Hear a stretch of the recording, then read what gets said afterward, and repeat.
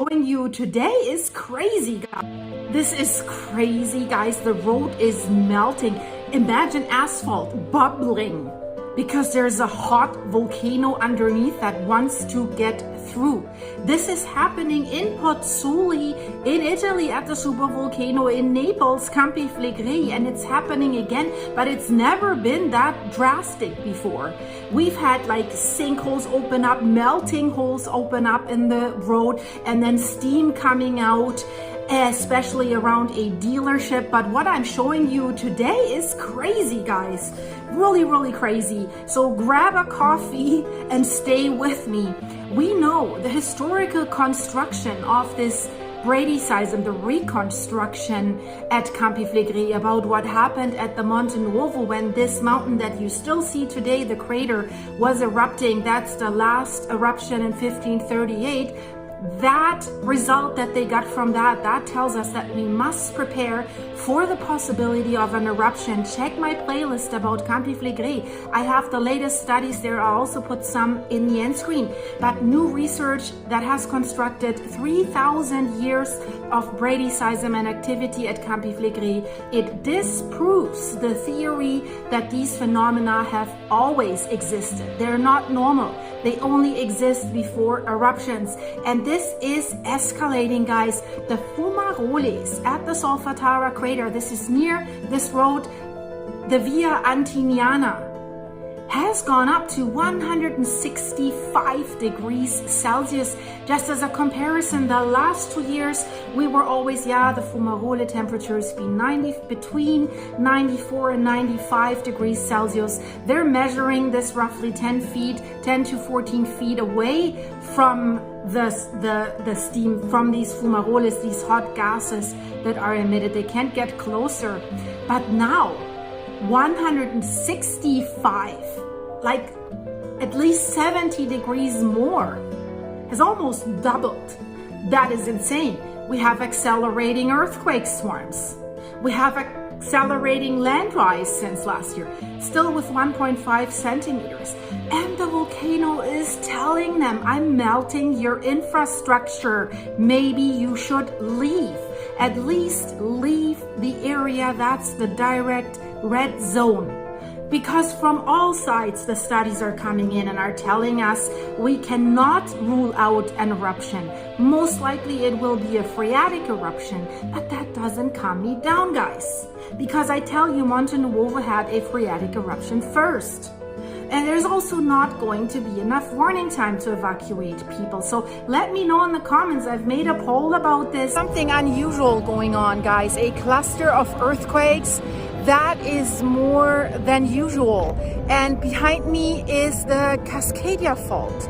The fault line that will rip open the Pacific Northwest, the big one, magnitude 9+ that everyone's afraid of. So that earthquake swarm, do we need to worry? Because this is right where the Olympic Mountains are, right at the doorsteps of Seattle, millions of people. Unusual uptick of earthquakes along the Cascadia fault, guys. If the big one hits, then I have 8 to 15 minutes to get away from what's behind me, because I am in Pacific City along the Washington coast right now. I've been traveling through Oregon and Washington in the last few days, but where I am right now, there's the Olympic National Park, and behind that there's the Puget Sound and Seattle with millions of people, and that's where this earthquake cluster is happening. We know there's yearly events like earthquake swarms every 12 to 14 months, but is that? It's very unusual, even if it were that. But also through this yearly uptick in earthquakes that is happening, the chance for the big one to hit behind me is higher than normal. So this is something that we definitely have to look at, because it's obvious such a big cluster of quakes that is happening basically at Seattle's doorsteps. And guys, I have my two assistants with me, Rudy and Eddie, today. And I am, of course, aware. Geophysicist Stefan Burns here. Breaking news, Comet C2025 R2 Swan just underwent a significant outburst in activity, making it brighten quite dramatically. That was back on September 26th. It is still brighter than expected now today, September 28th. And well, today we just had a 6.4 M-class flare, the strongest solar flare in months now, going all the way back to June 19th. So solar activity certainly is ramping back up in solar cycle 25 maximum. And here's what's so interesting about all this. We had two nova explosions light up our night sky, causing there to be a wave of extremely highly vibrational X-ray and gamma ray light radiation. And then, well, just a few days later on September 26th, we get this outburst of activity from Comet C2025 R2 Swan. And then less than 2 days after that, from the exact same vector angle direction on the sun, we get the biggest solar flare that we've had in months, a 6.4 M-class flare that does in fact launch a coronal mass ejection out towards the Swan comet. So that is the energy progression that has been unfolding. Two nova explosions, outbursts of activity from Comet C2025 R2 Swan, and then the biggest solar flare in months. And now it's pinging back in the other direction with this coronal mass ejection that will hit Swan Comet in about a few days. This is Stefan Burns here. We are right now in the midst of a G1 geomagnetic storm that kind of came out of nowhere. The solar wind suddenly strengthened and also flipped negative, meaning that there's a strong connection right now between the magnetic field of the solar wind and Earth's magnetic field. And while this is occurring, we have the sun pushing out a bunch of new sunspots. Each of these a little magnetic eddy or vortex on the surface of the sun. So sunspots are climbing back to 200. Right now they're over 190, and they're kind of defying the normal rhythmic trend that sunspots have. So it really does look like this second peak in solar activity for solar cycle 25 maximum is going to happen this fall, which is what we've been forecasting on the channel now for quite a few months. I base that off of a bunch of different data points and also a super reliable intuition and gut feeling. So we'll see how long-lived this is, but it was really sudden. 36 hours ago, just sunspots coming out, and we have this G1 geomagnetic storm right now. Also, at the end of the video, we'll be doing a cosmic connection meditation. Situations that are occurring right now. It's pretty significant. This is a G1 storm, though some of the smaller indices actually bumped up to G2. So the scale rating goes to 5, 1 to 5. 1 is a minor storm, 2 is a moderate storm, 3 is strong, 4 is severe, 5 is extreme. This is not an extreme storm. The last G5 storm that we had was May 2024, like definitively, because that was KP index of 9 for a long duration. That's a different scale, but we... Guys, it's Greg here, aka NY Prepper. It is Monday, September 29th, 2025, and I have an emergency alert to share with you guys. Right now it is 14:19 Eastern Time here in the United States. And we have some major breaking news coming in from the US and from Europe.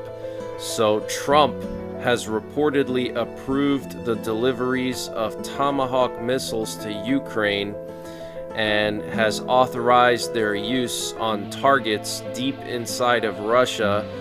This was confirmed by Keith Kellogg on Fox News. Keith Kellogg is a former general, and he's the special envoy to Ukraine for the Trump administration. Okay, so this is very, very serious news. Also, we're hearing that Ukraine is in the middle of preparing to sign a mega deal with the United States worth $90 billion.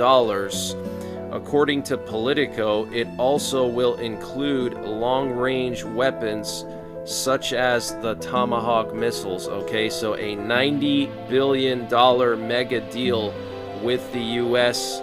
Ukraine is about to sign it. It's going to include various types of advanced weapons, especially long-range advanced weapons like the Tomahawk missiles. And Keith Kellogg and various sources are now reporting that Trump has approved Tomahawk missiles for Ukraine, and authorize their use deep inside of Russia. This is huge news, okay?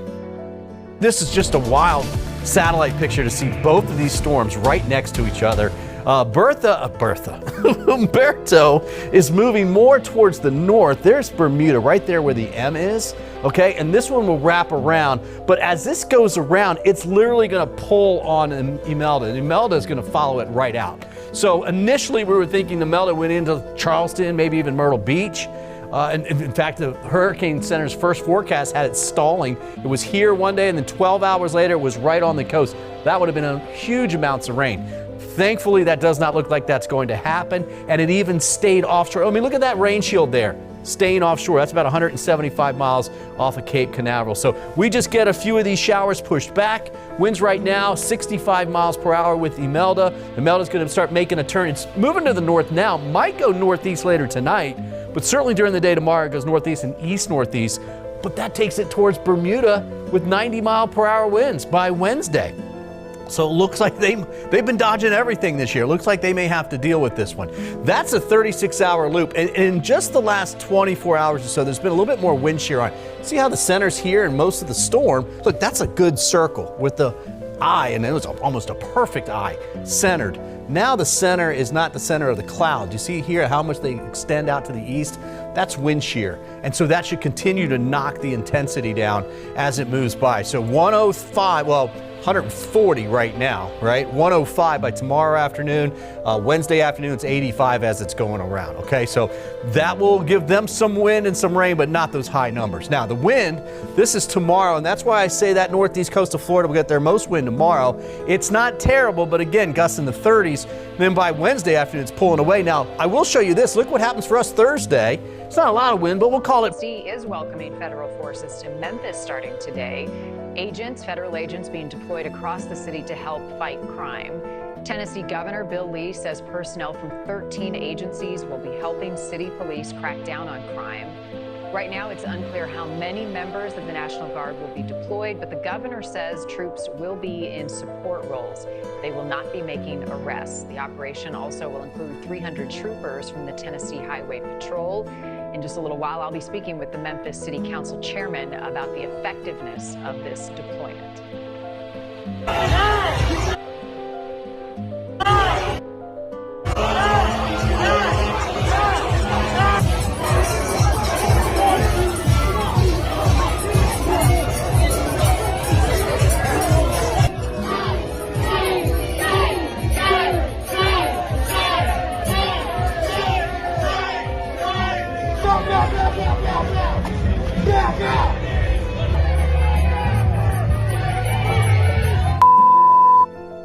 Breaking news this morning, a fatal mass shooting on the Cape Fear River.